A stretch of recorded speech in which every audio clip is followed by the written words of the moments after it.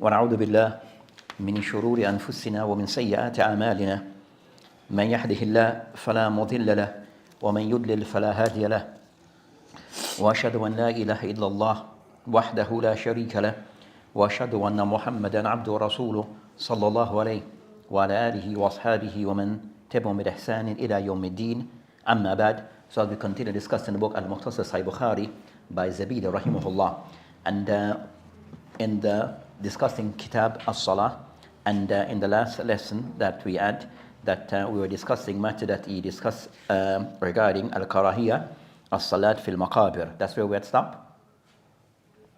I think that I believe so. طيب. So of those chapters that he discussed concerning, of those things regarding that he was discussing regarding As-Salat and No. so regarding As-Salat, Did you read both the hadith? No, because it is said, because the second hadith in this bab, it just says bab. yeah, that's a separate bab. That's a separate chapter. Bab, but it It's has a separate, no title. no heading, no title.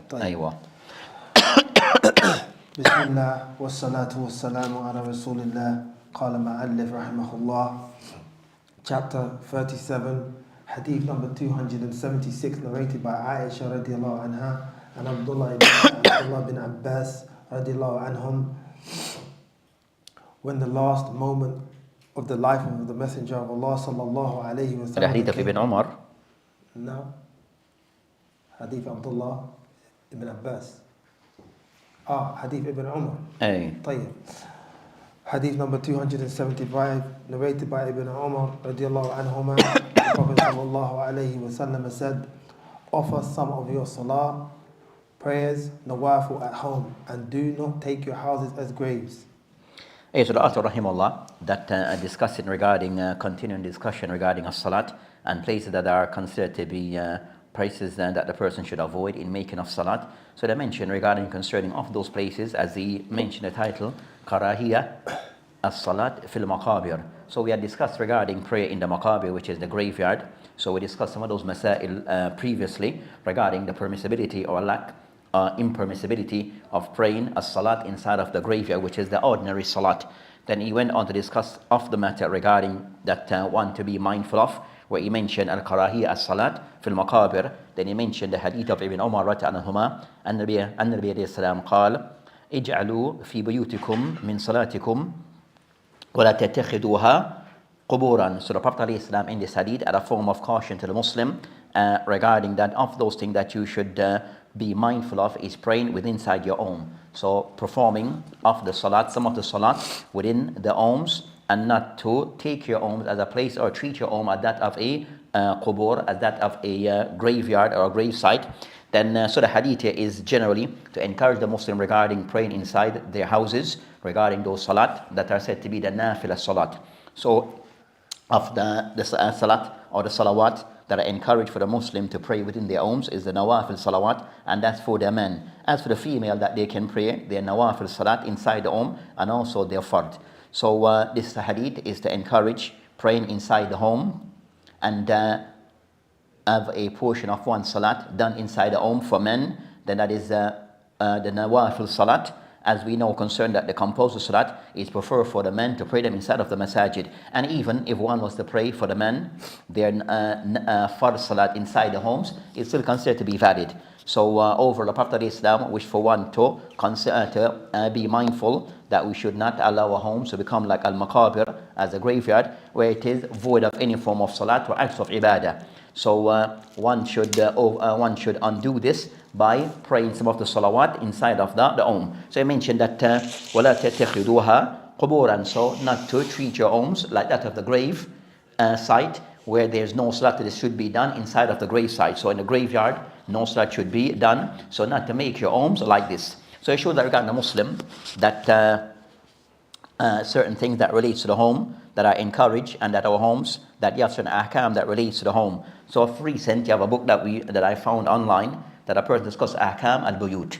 So you have even like a risala that have been written, a book that discuss ahkam al-buyut, that he goes through concerning the ruling that pertain to the home. So he discussed concerning of those matters that pertain to the Muslim home, regarding that choosing a place to live. So I mentioned the person building of a home, what I think that one should consider in building of a home, and also of those things that are allowed within one's home and things that are not allowed. So regarding concerning a Muslim, even a Muslim home, that there are certain that we should be mindful of regarding try to establish certain things within our homes, and of those things that should be established in the home of the Muslim is the person praying some of his salawat within his home. So this hadith also not to be understood, to be taken regarding that praying all the salawat inside the home.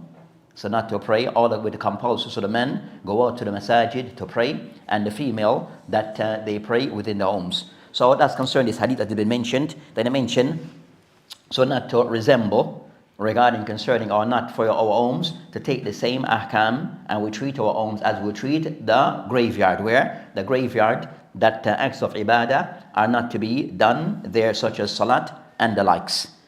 Then I mentioned that, and also I mentioned that with this matter regarding even matter pertaining to Qira'atul Quran. So regarding concerning that the person also have a portion of his salawat, or is qira that is done within the home regarding reading the Quran within our homes, and not to treat our homes like the maqabir, where it's not the graveyard, the grave site is not a place for Qira'atul Quran. Then he mentioned regarding concerning the overall benefits that can be taken from the hadith. He mentioned one, istihbab. It shows regarding concern encouragement regarding praying the salat and nafila within our homes. So a salat and nafila within our homes. So regarding concern that even a compulsory or the salat al-ratiba. So a salat al-ratiba, and these are the salawat that are prayed alongside with the compulsory salat, either before or after, according to each salat. So with each of the compulsory salat, they have certain ratiba that is attached to it, either before or after. Then the person, these salawat is more preferred that they are done at home. They are more preferred to be done at home. If they're done in the masjid, it's still allowed, but more preferred to be done within one home. Then I mentioned, the ulama mentioned concerning also second matter, istihbab madawamat ala al-dhikr fil bayt. That also of those things that we try to also make a dhikr, so within our homes, things of al-azkar wa dhikr to be done within our homes. And also it shows regarding Adam al-Jawaz as-salat fil maqbara. Also it shows this hadith that is used regarding the impermissibility of praying the salat inside the maqbara. So praying inside the graveyard, that is not allowed for one to pray the ordinary salat inside of the graveyard. And also that matter regarding al-Qira'atul Quran inside of the graveyard, then these things are not to be done. So that's concerning this hadith where the Prophet ﷺ has mentioned that things that so it shows things that are allowed within our homes and things that are not allowed inside of the graveyard. Things that are allowed within our homes. So they mention that of contemporaries that they have written book regarding ahkam al-buyut. So that they go to different matters regarding that the person trying to establish a home, that is something which is at times could be wajib, could be mustahab. So having a home, it falls on a different ruling, but overall the Muslim try to have a home or place that he can rest or establish. Then also in building a home mentioned that in establishing a home, the person have the right intention. Also that the person also regarding our homes, that also that the means or the finance that is used to build our home, whatever is spent is from halal source. So in building a home, that try to ensure that our homes that they are built from halal sources and not from haram sources. And also the person also is home, that there's ahkam that applies to it, that of that concerning that when a person enters home, what to be said when a person leaves his home. Also those things that, as we mentioned, praying some of the salawat inside of the home. Also regarding concern that in the home, reading of Quran inside of our homes. Also regarding of the homes, there's things that we try to remove from our homes, such as anything which is haram. They discuss concerning of those things that pitches, dogs inside of our homes. So of those things that are not allowed, that should take place in our homes. So those are some of the matters that they discuss regarding, as we mentioned, books that have been written regarding ahkam al-buyut. Aywa.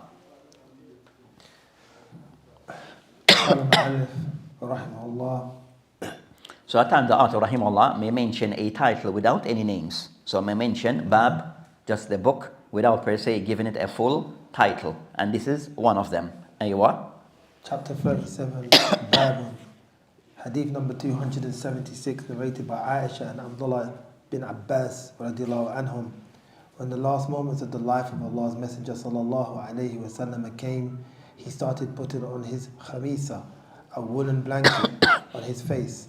And when he felt hot and short of breath, he took it off his face and said, "May Allah curse the Jews and the Christians, for they build the places of worship over the graves. They build places of worship at the graves of their prophets." The Prophet sallallahu alaihi wasallam was warning Muslims of what those had done. So the mentioned next hadith that is somewhat a continuation from what was mentioned before, where he mentioned regarding matter that relates to the maqbara, or matters regarding that al-qubur, that the Muslim should be mindful of. So he mentioned a hadith that is narrated by Aisha radhiyallahu anha and also Ibn Abbas radhiyallahu anhuma that relates to this matter, where the Prophet ﷺ, after hearing of what have occurred regarding of the things that occur with those of the Yahud and Nasara, that he alayhi salam, and these was in his last days, that the Prophet mentioned Lanatullah ala al-Yahud wal Nasara, where the Prophet ﷺ, he mentioned the curse. So Allah, Lanatullah, that the curse of Allah subhanahu wa ta'ala be upon the Yahud wal Nasara, ittakhadu qubur anbiya'ihim masajid, where they were being cursed, or curse was being placed upon them due to the practice that they fell into, which is the act of they turned, the Jew and the Christian, that they turned focus on the graves of the Anbiya and also righteous people, that it become a place where it become a place of worship.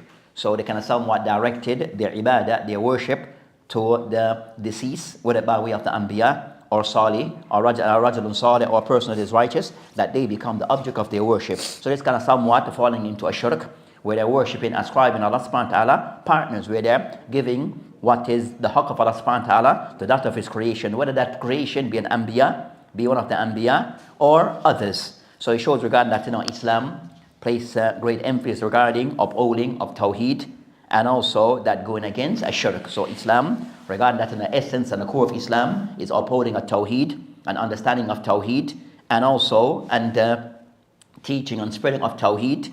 And also with Islam, that goes against a shirk, goes against a shirk. So worshipping of anything that Allah subhanahu worshipping other than Allah subhanahu wa ta'ala, then it's considered to be something which is haram in Islam and shun fully. So they mentioned the Prophet mentioned that we are told that this was the practice, or what the Jew and the Christian they fell into. So it shows concern that the Yahudi and Nasara, that also that they deviated from the teachings of their faith. So it shows also the Yahud and the Nasara that they have deviated, that they have strayed away from the proper teaching of their religion and adopted principle things that contradict what is the essence of their religion, also all the religion of the Anbiya. So and also it shows regarding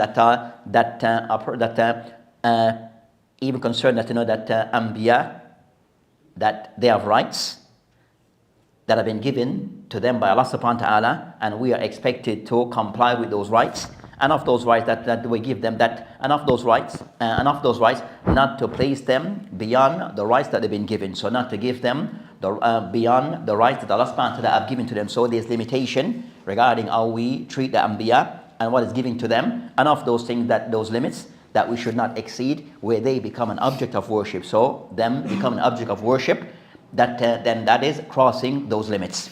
So they mentioned that haddaru ma sanahu, the Prophet Islam was cautioning and warning against the things that they fell into. So it shows regarding the Muslim not to fall into this practice of worshipping graves, or worshipping of righteous individuals, even Anbiya. So also for the Muslim to not to fall into this. We said unfortunately the Muslim did fall into this. So unfortunately that the Muslim that they did fall into this, where at times that you find that grave sites that they are worship, and also righteous men are worship, the Anbiya that they are worship, and sometimes in a person is alive and is worship. So you find that either deceased and also those who are alive at times are worship. So it's not the Muslim in imitating the kuffar from the Yahud and Nasara in this practice. So they mentioned regarding فَلَمَّا نَزَلَ, we mentioned that mentioned لَمَّا نَزَلَ, that indicated that the Prophet Islam was close to death. So the Prophet Islam regarding close to death. Then they mentioned regarding concerns. So overall, regarding concerning what can be taken from the hadith, they mentioned it shows regarding al-hurmat ittikhad al-masajid ala qabr, So it shows regarding something which is not allowed, which is forbidden for one to build masajid over grave sites. So building masjid on grave sites, that is something which is haram, and we covered that before. That also it shows regarding concerning that, and also that taking this place, which is the grave site, as a place of worship. So carrying also an act of ibadah, worship inside these places, then also this is not allowed. And also it shows that there's a boundary regarding how we, the type of level of respect and treatment that one gives to the Anbiya or Salihin. So there's limitation, or there's limits regarding how we treat of the Anbiya, and also those who are said to be righteous, that there's a limit that we should not cross. And crossing of those limits, where we turn them into an object of worship. So it shows concerning hurmat, ta'zeem, al-qubur anbiya, that we are not to exceed regarding showing our so-called love and honoring of the graves of the anbiya, where we start to fall into performing acts of shirk. Then I mentioned also of the benefit, and also said that this apply with this also apply to anyone else. So they mentioned concerning that ittakhadu qubur anbiya'ihim masajid. If this occurred with the anbiya, who are the most righteous and the most revered of men. So the most revered of Allah subhanahu wa ta'ala's creatures are the anbiya. So if Allah subhanahu wa ta'ala, the Prophet of Islam, is cautioning us and warn the Muslim regarding those who cross the boundaries regarding how they treated the anbiya after their death, then this applies to everyone else, then is fall under this. Everyone else then will fall under this. So whether the person considered to be a righteous person, or the person to be a sheikh, or the person to be a wali, or whatever title we may give to others, that still there's boundaries that we should not cross regarding those individuals where they become objects of worship. Also they mentioned the hadith, nahi an salat fil masajid allati biha qubur. And we have discussed this matter regarding, is it permitted for the level of permissibility or lack of permissibility regarding a person praying in a masjid, that a grave is established, a grave site is established, or a grave is established inside that masjid, or built inside that masjid. So that also for one to be careful of, and also the general practice of building a masjid, or putting a grave over a masjid, that is something which is haram. So that practice itself is something that is haram. To have a grave inside a masjid, then this is something which is haram, and dependency to that, to have it removed from the masjid. Then also it shows regarding that the permissibility of lan al-kuffar. Also from the hadith it shows the permissibility of lan, of cursing the kuffar, because of things that they did that contradict what is expected from them, or practice that are said to be allowed. So it showed the permissibility of cursing them, and that included Yahud and Nasara, and in this case they were cursed, and the Prophet explained the reason why they're being cursed, which is that they turned the place of the Anbiya into a place of worship. So they shows regarding that they're being condemned for this practice, and also by extension that the Prophet mentioned, وَحَذَّرُوا مَا صَنَعُوا. The Prophet is to warn and to caution the Muslim regarding what they did. So kind of somewhat to caution a Muslim regarding not to follow the example of those who went astray, not to follow the example of those who did wrong practice, not to imitate them in these things, whether they are from the Yahud or from the Nasara or anyone else. Aywa.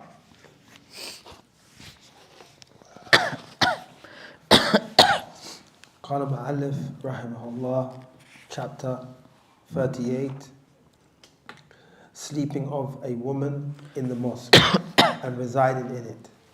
Hadith number 277, narrated by Aisha radiallahu anha. There was a black slave girl belonging to an Arab tribe, and they manumitted her, but she remained with them. The slave girl said, once one of the girls of that tribe came out wearing a red leather scarf decorated with precious stones. It fell from her, or she placed it somewhere. A kite passed by that place, saw it lying there, and mistaking it for a piece of meat, flew away with it. They flew away with it. Those people searched for it, but they did not find it. So they accused me of stealing it and started searching me and even searched my private parts. The slave girl further said, by Allah, while I was standing in that state with those people, the same kite passed by them and dropped the red scarf, and it fell amongst them. I told them, this is what you accused me of, and I was innocent, and now this is it. Aisha added that the slave girl came to Allah's Messenger sallallahu alaihi wasallam and embraced Islam. She had a tent or a small room with a low roof in the mosque. Whenever she called on me, she had a talk with me, and whenever she sat with me, she would recite the following. The day of the scarf was one of the wonders of our Lord. Verily, He rescued me from the disbelievers town. Aisha added, once I asked her, what is the matter with you? Whenever you sit with me, you always recite these poetic verses. On that, she told me the whole story. That's the hadith? No. Yes, that's the hadith that he mentioned regarding concerning, so after the heading that he mentioned, so the chapter heading that he mentioned, Bab, Nawm al-Mar'a fil Masjid. So this was concerned that, a woman lying or sleeping inside of the masjid. Then you have concern that, what is intended regarding concern this Bab. So he mentioned the hadith. Of those who mentioned Ibn Hajar rahimahullah, that, or Qastalani, he mentioned regarding concerning that, Bab al-Nawm al-Mar'a fil Masjid, that he mentioned, وَإِقَامَتُهَا فِيهِ, for her to establish or for her to establish herself inside of the masjid, إِذَا لَمْ يَكُنْ لَهَا مَسْكٍ or مَسْكًا غَيْرُ, that if she have no other place to stay. So show regarding that, so the issue is concerning that is allowed for a woman to stay in the masjid if she have nowhere else to go. So a woman is allowed to stay in the masjid if she has nowhere else to go, as that's concerning what he's trying to, the message, what he's trying to convey. Then Ibn Hajar rahimahullah, that he mentioned regarding concerning that, as for the heading, that what is intended by this, where he mentioned that that mentioned her is for her just to stay in the masjid. So the permissibility, or what's the permissibility for a woman to stay inside of the masjid? Is this something which is allowed or not allowed? Then he mentioned here regarding concerning the hadith of Aisha anha, regarding a story, an event that took place regarding, they mentioned Walida, that Kanat Sauda, that is lady, that Walida, they mentioned that is a child that is newborn, but Walida at times is used indicating regarding a slave girl. So Walida indicating a slave girl. So they mentioned that she had a story that she was with a particular tribe amongst a group of people, and that she was freed. Then as she stayed with them, that one of them, someone from amongst them, that they lost something of value, and then she was accused of this. So something was lost and she was accused, even though that thing, it was taken by a bird, but they thought she was the one who took off this thing. So they kind of somewhat looking for it, and also they also search her, the girl, thinking that she hid this item, to the extent where they mentioned that فَتَّشُوا قُبُلَهَا, to the extent where they actually, so Aisha that so they mentioned that to the extent where they actually search her private parts. So they search her private parts looking for the item. So what's that? I give her a full body search, as they all say today. They gave her a full body search in trying to find of this item. Then I mentioned that eventually the item was found as the bird returned by the item type of thing. Then it mentioned that so eventually is that what they accused me of. They said that's a proof that what you accused me of, now I'm being freed from this. Then it mentioned that overall, that after this incident, فقال فجاءت إلى رسول الإسلام فأسلمت. So the shahid, that they mentioned that she came to the Prophet ﷺ, the Messenger of Allah subhanahu wa ta'ala, and she took Islam. So show that this incident occurred before she accepted Islam, regarding that she was being accused of this thing, and then eventually she was so eventually that the item was found, and then after this incident, as the hadith indicates, that the permissibility for a female to stay within the masjid. So he showed the permissibility for a female to stay within the masjid, whether to sleep or to have, so whether to sleep overnight or whether for her to rest in the masjid, to lie in the masjid and rest, that it is something which is allowed. And also even more so regarding a case where if she has nowhere, then use her use of the masjid to stay. So since that was time of the Prophet of Islam, where they allowed her to stay in the masjid.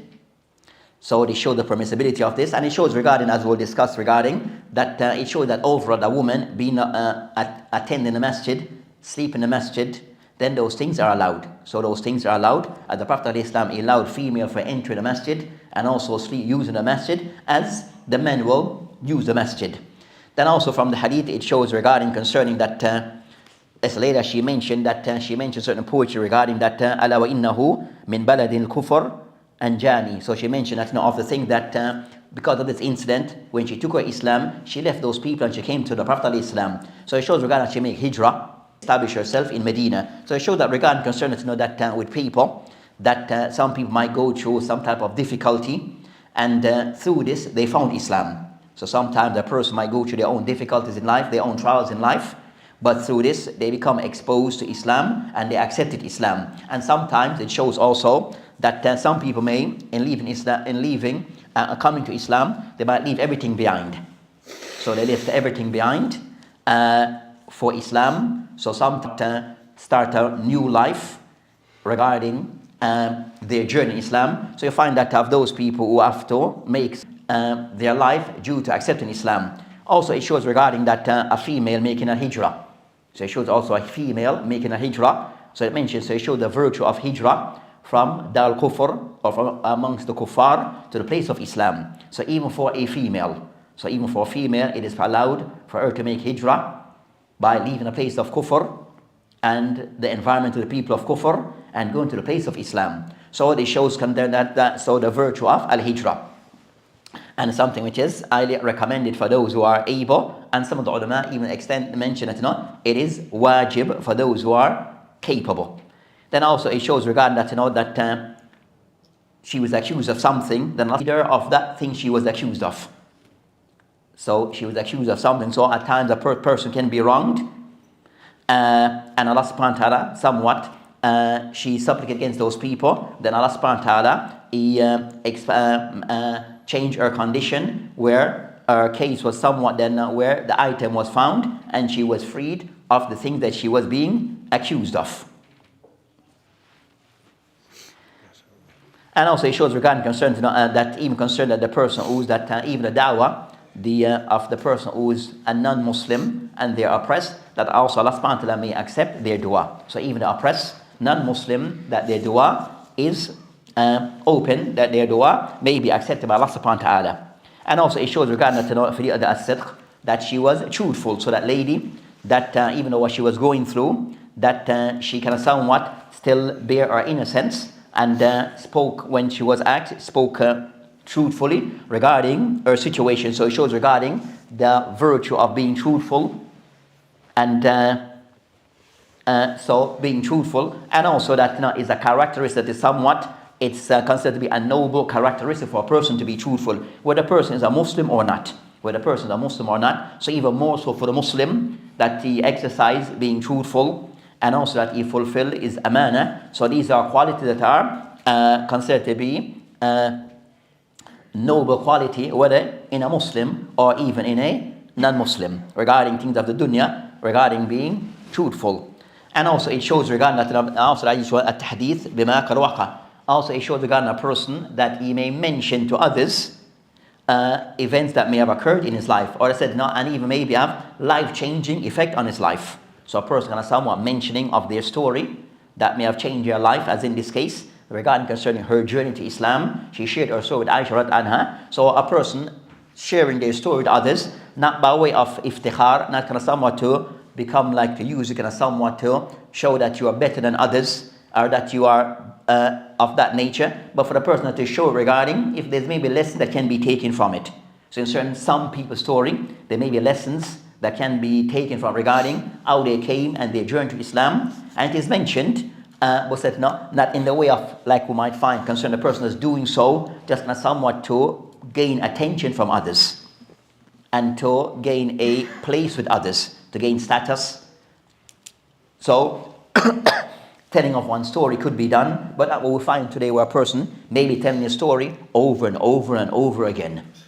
Then there's no need. The person tell a story if there's a need, but for the person kind of somewhat to make that becomes that's all he does or she does is telling of their story, then that's something else. So that's concerning of those things that can be taken from this hadith that have been mentioned. Also the hadith shows regarding that with the masjid, that the female also, that they are allowed to be in a part, that they are part of the masjid. They're not per se somewhat shunned from the masjid totally, that they have the same rights. They have a side of the masjid that is theirs, and also of those things that they can lie in the masjid. Although I mentioned that with the condition that they are not on their cycle, and also that nothing gets on, not to to protect themselves when in from making anything to get into the masjid. So generally concerned they are allowed, but also for them to ensure that there's no nothing that that they protect themselves during that time. And also it shows regarding concerning ahkam of Islam that they apply to male and female equally unless there's something to say otherwise. So regarding concerning enough that concern the masjid, and also the ahkam of Islam, the rules of Islam, that they apply to both male and female equally unless there's something to say otherwise, or something that is maybe more specific to one gender over the other. So overall concern that Islam take into consideration regarding the well-being of female, and also to the extent their way of ibadah and worship and use of the masjid. And also, so female also, Islam take into consideration those things in relation to them, and of that regarding their ibadah, and of that regarding the use of the masjid, and also matter regarding al-hijrah, we're seeking to a better of their deen and a better environment, that even that making of hijrah from the land of kufr and the place of evil to the place of Islam and Sunnah. Aywa.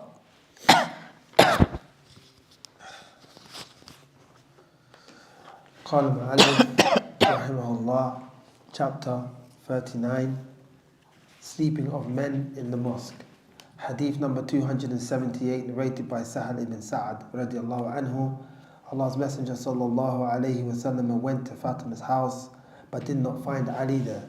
So he asked, where's your cousin? She replied, there was something between us, and he got angry with me and he went out. He did not sleep midday nap in the house. Allah's Messenger sallallahu alayhi wasallam asked a person to look for him. That person came and said, O Messenger of Allah, he, Ali, is sleeping in the mosque. Allah's Messenger sallallahu alayhi wasallam went there, and Ali was laying. His rida, upper body sheet cover, had fallen down to one side of his body, and he was covered with dust. Allah's Messenger sallallahu alayhi wasallam started cleaning the dust from him, saying, get up, O Aba Turab, get up, O Abu Turab. Literally means, O father of dust. And then after Hafidullah rahimahullah, he mentioned a chapter after Bab Nawm al-Rijal fil Masjid. Nawm, so an-Nawmu al-Rijal fil Masjid. So like a continuation of what he discussed before, where he discussed regarding that of the things regarding the masjid, that the permissibility for female to sleep in the masjid. Then also he discussed also the matter regarding men also being allowed to sleep in the masjid. So the author rahimahullah, that discussing hadith regarding how the masjid is to be used. So regarding concerning of those things of the adab and how the masjid to be used. That is mentioned regarding concern that how the masjid is to be used, and of those things regarding what are the do's, as they say the do's and don'ts of the masjid. So it shows from these hadith that it is permissible that the Muslim, male or female, is allowed to sleep inside of the masjid. So he mentioned regarding concerning the case of men, that matter regarding the hadith of Asad ibn Sa'd, where he mentioned regarding concerning an event that took place. So he mentioned that the Prophet ﷺ, he came to his daughter, that came to Baytul Fatima, and when he came to her house, that he was looking, he did not find her husband Ali, that he was present inside of the home. Then he asked Aina ibn Ammi, then he asked concerning where is he regarding Ali. Then it mentioned that she mentioned قالت كان بيني وبينه شيء فغاضبني.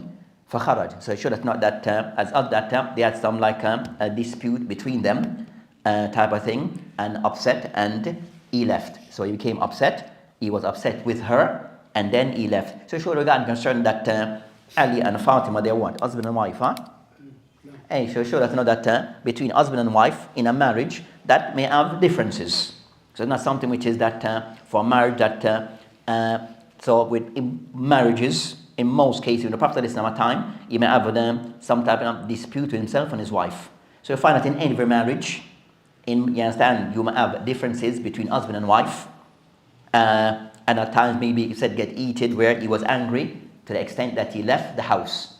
Now, so at times you may have those differences between husband and wife. So these things that they do occur. So you show that knowledge that these things do occur. Then I mentioned that he left the house. Then the Prophet ﷺ, he sent someone to go and find him. Then I mentioned انظر أين هو. So the Prophet ﷺ asked the person to go and see where you might find him. فجاء فقال that هو في المسجد راكد. That the Prophet, then the person came back and told the Prophet ﷺ that he found him inside of the masjid lying down. So the Prophet ﷺ, he went and he saw him lying down. Then his clothing was somewhat falling from his body.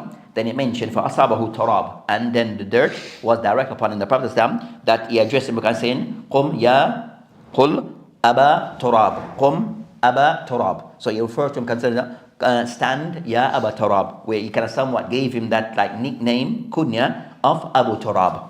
So they mentioned from the hadith that with this particular hadith it shows regarding the hadith here that they mentioned, Ibn Hajar rahimahullah, he mentioned from this hadith that qala regarding concerning النوم الرجال في المسجد جواز ذلك وهو قول الجمهور, that majority of the ulama that they are of the opinion that it is allowed, permissible for a man to sleep inside of the masjid.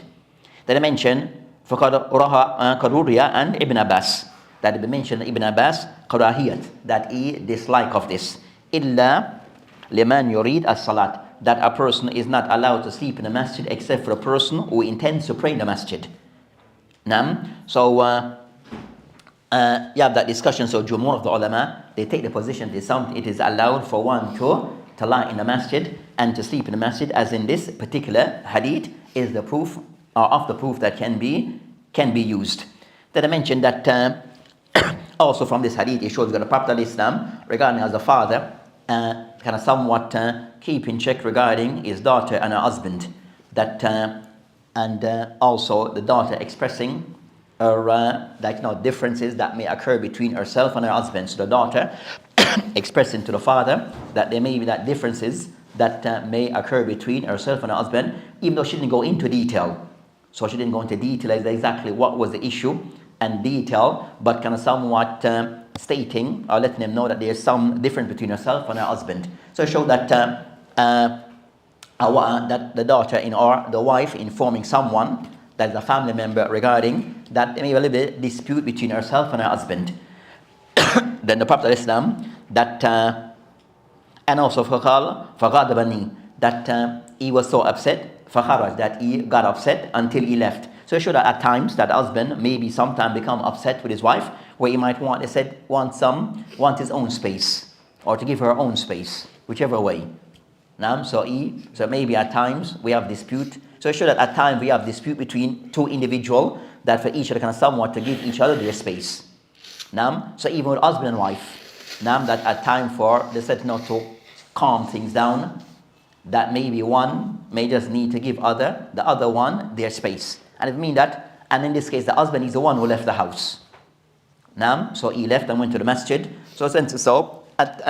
So giving each other space at times, that may be helpful in that situation to calm things down, and for them to kind of somewhat to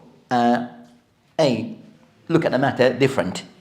Then it mentioned that he went to the masjid. So that Ali went to the masjid regarding concern that incident. Was that to know that so going to the masjid, or so going to like a neutral place. So going to like a neutral place, which is in this case the masjid type of thing, and he slept at the masjid, which is that's the shahid from the hadith where that mentioned that وَهُوَ فِي الْمَسْجِدِ Raqid, that Ali, that they found him in the masjid with Raqid, which is he's lying down. That's the shahid, the main point from the hadith. So it showed the permissibility of this regarding a man sleep in the masjid or lie in the masjid, if he choose so or the situation. And I mentioned that it was muttaja, that he was lying down, so it showed the permissibility of this. Then with that matter, that then also I mentioned the Prophet Islam referring to Ali by using him as a kunya, by mentioning Abu Tarab. So called Abu Tarab based upon, he was given that type of nickname or kunya based upon that there was dust on him, there was dirt on him because of he was lying on the ground. He was lying on the ground. And it shows also regarding concern Ali radiallahu anhu, that concern is humility. That he was in a masjid lying. He was in a masjid lying to the extent where that even the dirt of the masjid got onto him. So it showed the companion that know that they were very humble individuals and live a humble life, where they were even the masjid, they lie in the masjid, and they said no, that even the dirt will get onto them. So those are the matter that relates to this particular hadith. So overall it shows regarding that the permissibility for a man whether to sleep overnight or rest inside the masjid.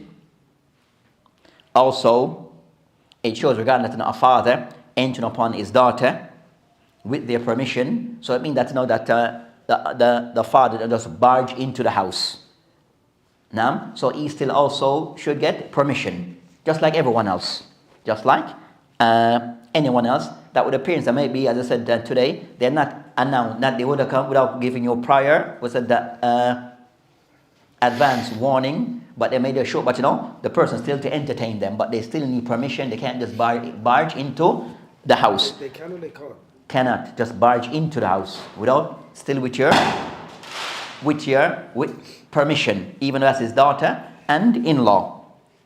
Also, it should regard not giving a person a kunya that may not per se have a child of that name. So I mentioned Abu Turab. So he doesn't have a child called Turab. That is, Ali did not have a child called Turab. We refer to him based upon a kunya may be due to a circumstance. It may be due to a circumstance. So because he had dirt on him, he referred to him as such. In Zabidi, he says it يجوز دخول الوالد البيت ابنه بغير إذن. أي لا. No, you still need إذن. كم سنة ده؟ كم سنة؟ That's for me the author or the translator may put that matter. Let me put a star there. Hey, some mention but still need in the sense of enter the house. You might say the person might instead without you might just go unannounced.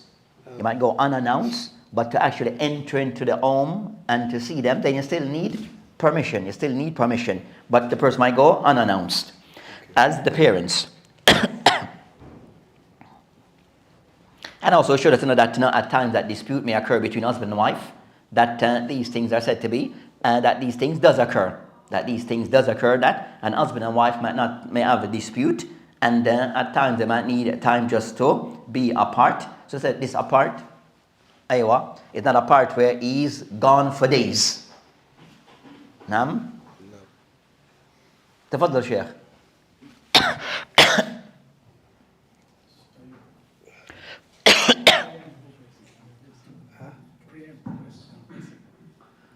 الله أكبر الله أكبر الله أكبر أشهد أن لا إله إلا الله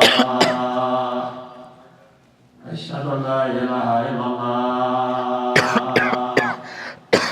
أشهد أن محمد رسول الله أشهد أن محمد رسول الله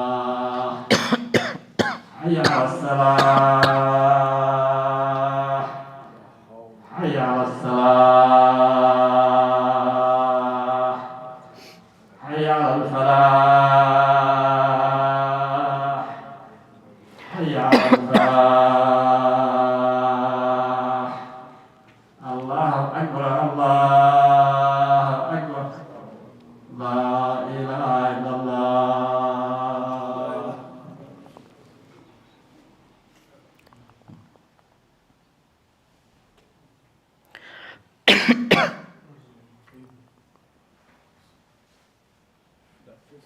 So in continue the hadith that they mentioned also. So what the point that they mentioned here? They mentioned يجوز دخول الوالد بيت ابنتي بغير إذن زوجها. So it is allowed for the father, a family member, says the father in this case, to enter the house of his daughter that is married without the permission of her husband. Yeah. You understand? But he's still, the father going by the father still would need permission to enter the house.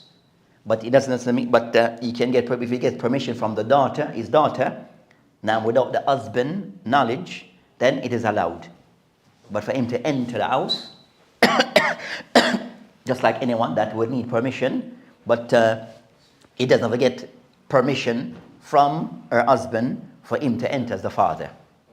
You understand? I could be, and same would apply to a family member, or a mother, or maybe a brother that they may go to.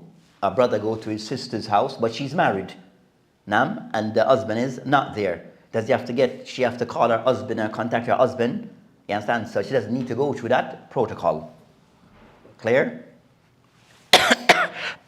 Hey, what? What if the husband finds out but is not happy with it? Now to that, so said that. Aim said that. So said it is allowed. As for concern that if the case where, for example, if there's issues that she believes there's issues, outstanding issues that is there between her husband and her father, then she has to, you understand, then take into account or it might have impact on her husband might feel about it. In that case, so I said ordinarily, you're saying in normal cases it shouldn't be a problem, but it's going to be a problem where it is either the husband have clarified to his wife that even family members from your side, you understand, I do not want him to enter except I'm aware, then she should go according to what has been stipulated by her husband. Now, if there's nothing been mentioned or said, or what she can understand from the situation, then it is ordinarily allowed.